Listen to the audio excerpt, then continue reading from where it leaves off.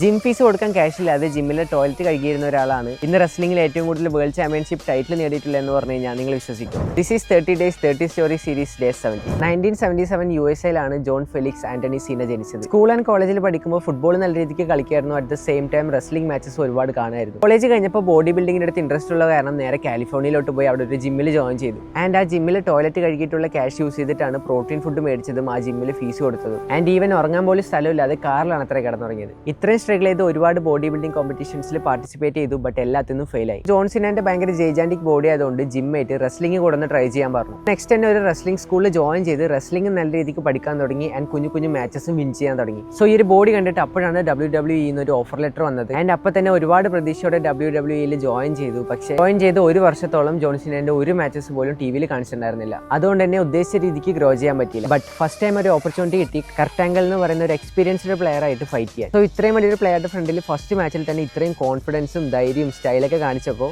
എല്ലാ ഓഡിയൻസിനും ജോൺ സിനയെ ഭയങ്കരമായിട്ട് ഇഷ്ടപ്പെടാൻ തുടങ്ങി.